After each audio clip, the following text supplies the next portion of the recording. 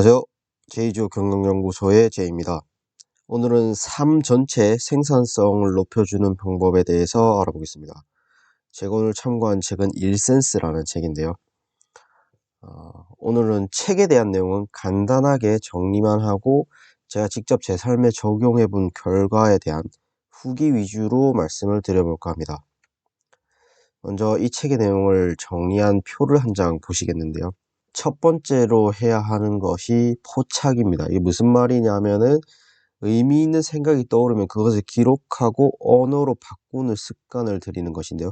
이때 중요한 것은 정보를 담는 양동이나 하나만 사용할 것, 또한 이렇게 포착을 할 때에는 정보의 품질 관리는 신경 쓰지 않고 쓸데없는 아이디어까지 모두 기록하는 것이 중요합니다. 또 당연하게도 이런 포착 도구는 거의 항상 지니고 있을 수 있는 것이어야 하겠죠. 다음으로는 가공인데요. 이는 다시 말하면 포착한 정보를 삭제, 보관, 실행, 위임, 보류 중 어떤 것으로 처리할 건지를 정해서 처리를 하게 되는 것을 말합니다. 다음은 도구입니다. 어떤 도구를 사용하여서 이런 포착 또는 보관, 실행, 위임, 보류를 할 것인지 정해야 합니다. 이때 중요한 것은 정보를 만들어내는 동시에 편집해야 하는 부담을 벗어 던져야 한다는 것입니다. 즉, 각 단계별로 다른 도구를 씀으로써 각 단계에 집중을 해야 한다는 것입니다.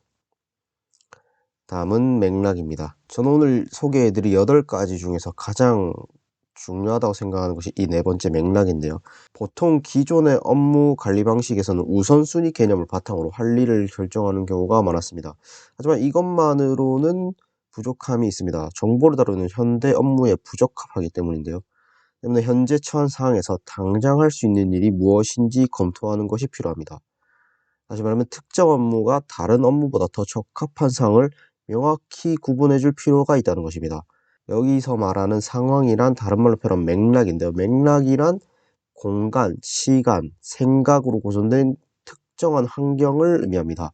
때문에 이런 맥락에 따라 맥락 분류 체계와 분류표를 만들어야 합니다. 이렇게 맥락 분류표를 만들게 되면 가짜일과 마찰을 줄일 수 있습니다. 즉, 맥락과 맞지 않는 일을 하려다 보면 하기 싫어서 쓸데없는 일을 하게 되는데 이를 줄일 수가 있다는 것입니다. 이처럼 우선순위란 해야 할 일 중 가장 중요한 일이 아니라 할 수 있는 일 중 가장 중요한 일을 의미합니다.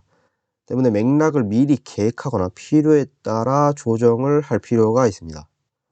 다음으로는 규모인데요. 어떤 사람에게 업무인 일이 다른 사람에게는 프로젝트처럼 느껴질 수가 있습니다. 때문에 본인에게 맞는 수준으로 업무를 쪼개야 합니다. 이렇게 업무를 잘게 쪼개 놓으면 자세한 계획이 없어도 지금 당장 무엇을 해야 하는지 구체적이고 정확하게 알 수 있기 때문에 업무 효율이 올라가는 것입니다. 다음은 의미입니다.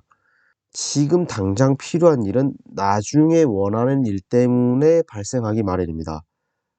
때문에 우리는 지금 당장 필요한 일과 나중에 원하는 일, 이 두 가지만 해야 하는데요. 보통 지금 당장 필요한 일이 나중에 내가 원하는 일과 연결되지 않는 경우가 많은데요.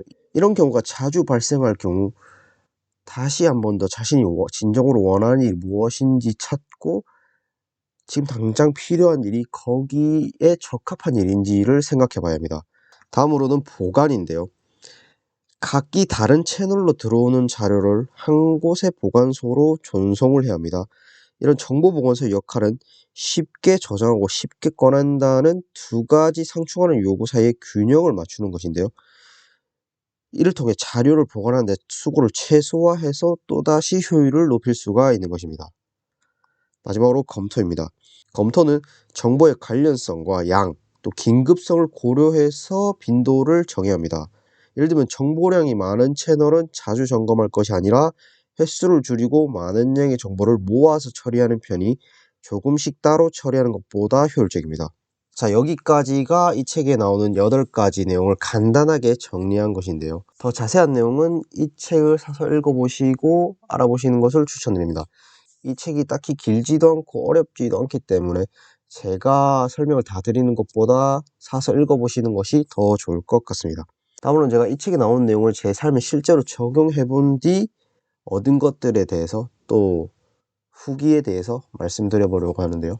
먼저 제가 얻은 가장 큰 혜택은 이를 단순히 우선순위로만 구분하는 것이 아니라 시간, 공간, 기분, 주의력, 창의력, 유용성 등 맥락에 따라 지금 내가 할 수 있는 것 중 또는 지금 가장 잘 되는 일 중에서 가장 중요한 것부터 하게 된 것입니다.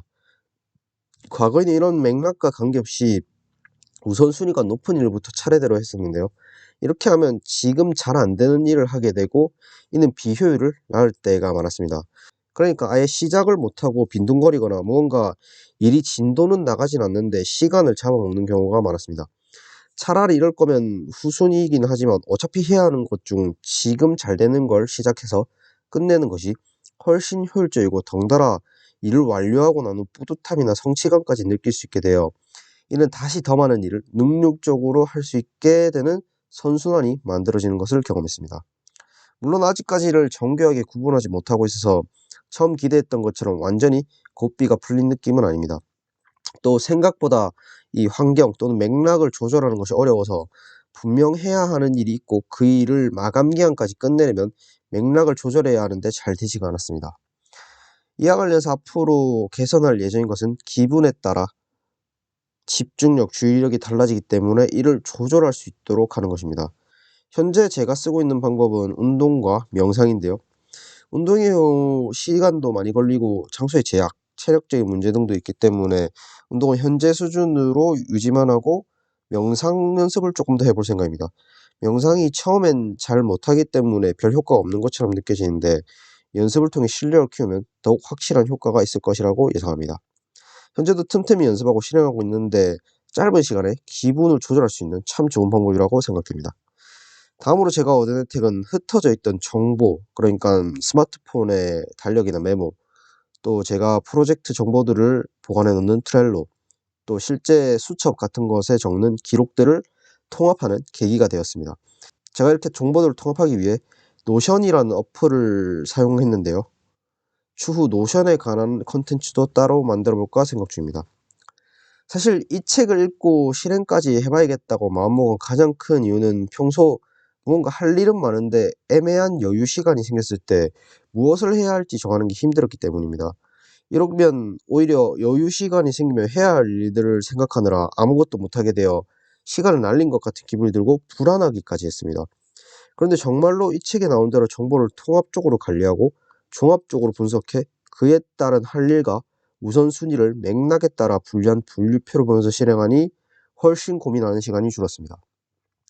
또한 정보를 포착하고 보관하는 것이 잘 되고 있다는 안정감이 들어 잡생각 없이 해야 할 일을 하게 되었고, 포착, 보관, 활용을 분리하니 포착할 때는 보관에 부담 없이 창의적인 메모를 하게 되고, 보관하는 아이디어들은 당장 필요하기보다는 나중에 써먹을 내용이나 누적 종합됐을 때 제대로 활용할 수 있는 것들이 많았는데 이렇게 통합적으로 관리하다 보니까 그 형태와 품질이 개선되었습니다. 마지막으로 제가 이 책을 삶에 적용하면서 겪었던 어려움이나 주의사항을 몇 가지 알려드리겠습니다. 첫 번째, 맥락을 핑계로 하고 싶은 일만 잔뜩 하지 않아야 합니다. 생산성에 있어서 가장 중요한 것은 쓸데없는 일을 하지 않는 것, 즉 효과성을 높이는 것입니다. 때문에 꼭 해야 하는 것을 계속 미루기보다는 우선순위가 높은 것부터 할 수 있는 맥락을 최대한 만들고, 그래도 안 될 때만 그에 맞는 일을 먼저 함으로써 비효율을 제거해 나가야 합니다. 두 번째, 업무의 엔트로피를 고려해야 합니다. 업무의 엔트로피란 쉽게 말하면 업무가 무질서한 정도입니다. 아주 쉬운 일이라도 엔트로피가 높이면 되게 하기 싫어집니다. 예를 들면 문서나 사진을 정리하는 일이라도 내용물이 뒤죽박죽으로 섞여 있으면 꽤 높은 수준의 주의력과 에너지를 필요로 합니다. 누구나 할 수 있는 쉬운 일이지만 엔트로피가 높은 일을 할 수 있는 맥락은 따로 있는 것 같습니다. 세 번째, 장소에 따라 잘 되는 업무가 따로 있다는 것입니다. 집, 사무실, 도서관, 카페 등 각 장소에서 특히 잘 되는 업무가 있기도 한데 이런 부분까지 고려해서 맥락을 조절할 수 있다면 더욱 좋을 것 같습니다. 사실 저는 과거에는 장소를 조용한가 아닌가 정도로만 구분했고 현재도 이 정도로만 구분해서 업무 분류표를 만들었는데 좀 더 정교하게 만들면 좋지 않을까 하는 생각이 듭니다. 네 번째, 직접 손으로 쓰는 거랑 컴퓨터로 타이핑 또는 스마트폰으로 타이핑을 하는 것은 아예 다른 일입니다. 글을 쓰고 그림을 그리는 것은 같지만 아예 다른 사고를 하게 됩니다. 당연히 업무에 따라 어떤 도구를 사용할지 구분하는 것은 필수일 것입니다. 오늘의 영상은 여기까지입니다. 끝까지 시청해 주셔서 감사합니다.